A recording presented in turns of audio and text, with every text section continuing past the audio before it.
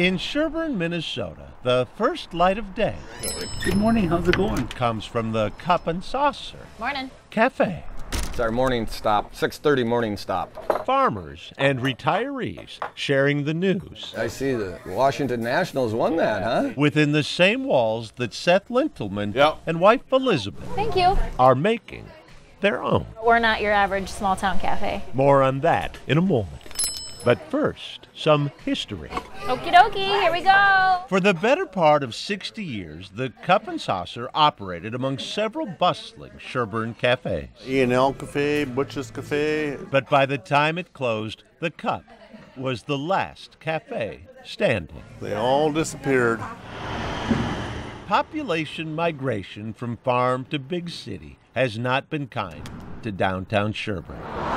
Yet 150 miles away, on a similar timeline in the Twin Cities, the fortunes of newlyweds, Elizabeth and Seth, were also crumbling. We bought our home in Crystal when we were very young, probably at the worst time you could buy a house. I lost my job in 2009, and that was right about the time that we were close to $100,000 upside down in our mortgage. In one swoop, Elizabeth and Seth lost their home and their dream. There was no way we could start a restaurant. No one would give us a loan to buy a house, nevertheless start a business.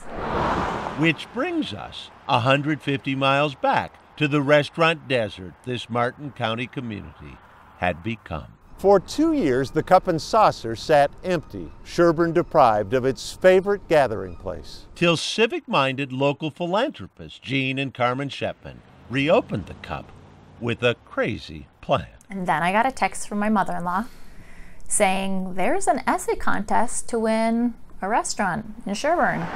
We hope we are granted the blessing of reinvigorating this beloved cafe. Elizabeth's essay won. It's a family. The Cup and Saucer was theirs, though Sherburne had yet to learn the change that was about to greet their palates. These are the carrots. Gonna mix them with a few shallots. Turns out Seth, the son of a Martin County hog farmer, had more than a decade under his chef's cap at Lake Minnetonka's elegant Lafayette Club. So this is a mixture of squash. Canned corn and iceberg lettuce So we have pepperdew peppers, would no longer cut it at the Cup. I can't even pronounce half the stuff. Castle Beltrano olives. We don't have anything deep fried in the building. These are pea shoots. Were you sure it was going to work? No. But early skeptics of a cafe in a farming town with nary a French fry to be found Everything tasting good for you, too? are now lucky to find a seat. It's just unreal, you know.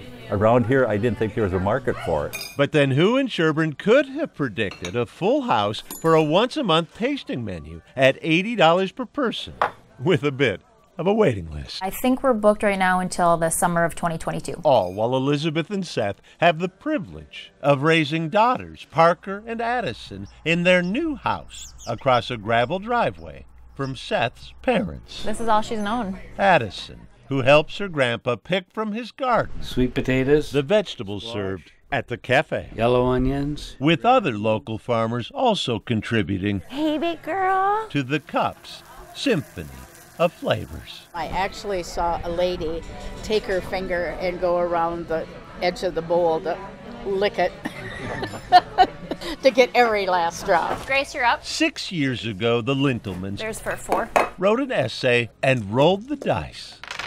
The proof is in the bread pudding. You want me to save you a piece? Yeah. The Lintelmans and Sherburne both Thanks for being here. came up winners. See you tomorrow. Boyd Huppert, KARE 11 News, Martin County. Hello. Welcome back. Thanks. Pardon me. Pardon my reach.